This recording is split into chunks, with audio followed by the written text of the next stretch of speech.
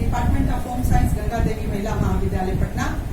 आज जो क्लास लेने जा रही हूँ वो BA2 ऑनर्स का क्लास है, जिसमें हम लोग थेराप्यूटिक डाइट पढ़ते हैं। आज हम लोग एलर्जी के बारे में चर्चा करेंगे। एलर्जी शब्द ग्रीक भाषा के इलॉस अर्जन से ली गई है, जिसका अर्थ होता है इलॉस मतलब अन्य और अर्जन का तात्पर्य होता है प्रतिक्रिया, अर्थात एक ऐसी स्थिति जिसमें प्रतिरक्षा प्रणाली बाहरी पदार्थ के प्रति असामान्य रूप से जब प्रतिक्रिया करती है, एलर्जी कहलाती है। अर्थात असाधारण संवेदनशीलता को हम एलर्जी कहते हैं।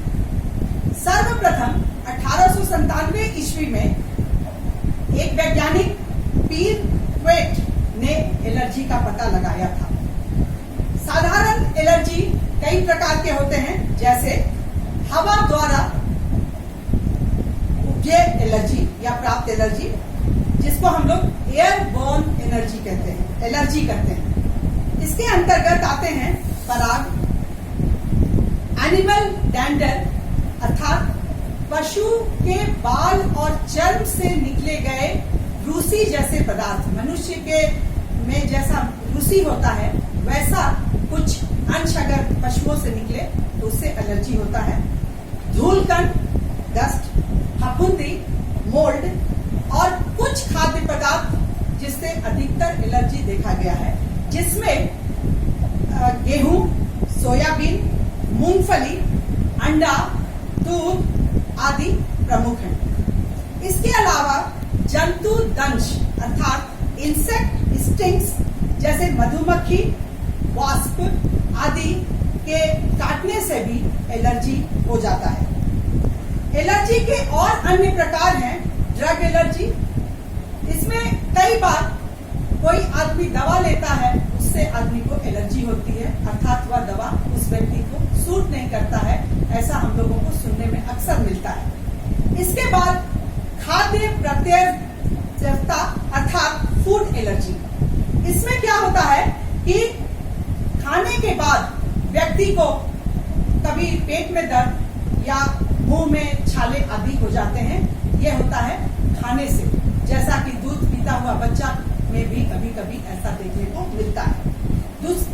तीसरा है संस्पर्श त्वक शोथ, जिसको हम लोग कंटिग्विटी भी कहते हैं, अर्थात निकटता या समीपता या सानिध्य, अर्थात किसी ऐसे चीज से सट जाने से, सड़े गले पत्तियों के सटने से, या जहां पर फंगस हो, ऐसे जगह पे अगर आपका त्वचा का संपर्क हो जाए तो उस स्थान पर भी एलर्जी के लक्षण दिखते हैं। वहां फूल सकता है, खुजली हो सकता है, या खुजली हो सकता है, या लाल लाल चकत्ते चर्म पर आ सकते हैं।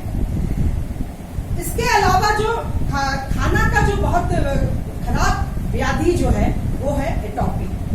खाना खाने के बाद शरीर की रोगों से लड़ने की क्षमता बुरी तरह या खतरनाक तरीके से जब प्रतिक्रिया करती है, एटोपी कहलाती है। ये खराब स्थिति होती है, गंभीर अवस्था होती है। लेटेक्स एलर्जी, प्राकृतिक रबर लेटेक्स में पाए जाने वाले कुछ खास प्रोटीन में एलर्जी हो जाता है, से एलर्जी हो जाता है। एलर्जी जन्य स्वास्थ्य अर्थात एलर्जी के लक्षण पैदा करने वाले पदार्थों के संपर्क आने से होने वाला दमा। परागज ज्वर, जिसको हम लोग एलर्जिक राइनाइटिस कहते हैं, कोई एलर्जी जिससे आंखों में खुजली, पानी आना, छींक आना और इसके समान अन्य कोई लक्षण हो तो उसे हम लोग परागज ज्वर की संज्ञा देते हैं। पशु एलर्जी, जैसा हमने पहले कहा है कि पशु के त्वचा से की कोशिकाओं से बार बार या पेशाब से अगर संपर्क में हम आते हैं, मल और मूत्र से पशु के आते हैं तो भी एलर्जी हो जाती है। गंभीर संभावित जानलेवा एलर्जी की प्रतिक्रिया जो है वो तीव्र ग्राहिता कहलाती है। मोल्ड एलर्जी अर्थात फफूंदी के बीजाणुओं के प्रति असामान्य एलर्जी कहलाती है। कई बार आदमी फफूंदी जैसे चीजों के संपर्क में आ जाता है और व्यक्ति के चर्म, चाहे अगर हाथ से छुआ और छुआ, नाक में छुआ तो सब जगह संक्रमण फैल जाता है। अब अगर हम लोग विस्तार से एयरबोर्न एलर्जी की चर्चा करें तो इससे जो लक्षण आते हैं वो आते हैं नाक बहना, जुकाम होना, खुजली होना, शरीर में चकत्ते पड़ना, अत्यधिक छींक आना। अधिकतर बसंत ऋतु में जब पराग वातावरण में उड़ता रहता है, इस रोग से हम लोग ग्रसित होते हैं, पॉलन ग्रेन से हम लोग ग्रसित हो जाते हैं। एनिमल डैंडर जिसकी चर्चा हम लोग कर चुके हैं, उसके कभी कभी एनिमल के स्लाइवा में भी ऐसे कुछ तत्व आ जाते हैं जो मनुष्य के शरीर पर विपरीत प्रभाव डालते हैं और वो एलर्जी हो जाती है। सामान्य लक्षण है इसमें शरीर का हल्का गर्म हो जाना, छींक, नाक का बहना, जो अन्य एलर्जी में देखे जाते हैं करीब करीब सामान्य एलर्जी में वही सब दिखता है। फफूंदी एलर्जी में अस्थमा होने का भी डर होता है और स्नीजिंग, खुजली, नाक से पानी निकालना और नाक बंद हो जाना, ये सब भी देखने को मिलता है। खाद्य पदार्थ का एलर्जी पर हम लोग चर्चा कर चुके हैं कि अगर गेहूं से भी बहुत लोगों को होता है, गेहूं के आटा को अगर सूंघ लें उससे भी छींक आने लगती है, तो इसको हम लोग कहते हैं। और अगर ये बार बार ये अवस्था हो तो इसे हम लोग गेहूं से होने वाला एलर्जी भी कहते हैं। जंतु दंश की हम लोग चर्चा कर चुके हैं कि अगर कोई जंतु काट ले, मलेरिया, ये सब मच्छर आदि काट ले तो मलेरिया जैसा रोग हो जाता है और बुखार ये सब हो जाता है। जनरल जो लक्षण पाए जाते हैं वो चेहरे और पीठ और पेट पर सूजन हो जाती है और ऐसा चींटियों, मधुमक्खी, एपिस, रेशम के कीड़े से भी होता है। कुछ जंतु दंश जानलेवा होते हैं और जिसमें सांस में कमी हो जाती है, चेहरे पर सूजन हो जाता है, भ्रम की स्थिति हो जाती है और चर्म पर चकत्ता लाल निकल जाता है।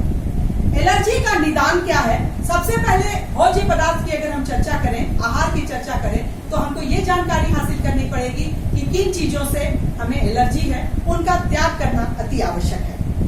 और आदमी पता लगाता है ऐसे कि खाद्य पदार्थ, जैसे मान लीजिए आपको अंडा से एलर्जी है, तो एक बार अंडा खाया तो तकलीफ हुई, तो कई बार आदमी उसको दोबारा खाता और अगर सेम प्रतिक्रिया होती है, हानिकारक प्रभाव पड़ता है शरीर में, तो ये समझा जाता है कि व्यक्ति अंडा से एलर्जिक है या दूध से एलर्जिक है। तो उस व्यक्ति को उन चीजों को वर्जित आहार में रखना चाहिए जिनसे उनको हानिकारक प्रभाव शरीर पर पड़ रहा है। उसके बाद त्वचा पर एक इंजेक्शन दिया जाता है, छोटा सा इंजेक्शन दिया जाता है। इसके लिए विशेष तकनीशियन की आवश्यकता पड़ती है और अगर कुछ बदलाव आए शरीर पर तो समझा जाता है कि वो इससे एलर्जी, इसको इस चीज से एलर्जी है। धब्बा परीक्षण, इसमें फिल्टर पेपर पर आशंकित भोज्य पदार्थ जिसका आशा किया जा रहा है कि इससे हम एलर्जिक है, उसका एक्सट्रैक्ट को रखकर त्वचा पर सेलोफेन से ढककर 24 घंटे तक रख दिया जाता है। यदि खरोच या उस भोज्य पदार्थ के संपर्क वाले स्थान पर लाल प्रदाह या लाल उठा हुआ चकत्ता दिखाई पड़े तो एलर्जन होने की आशंका होती है।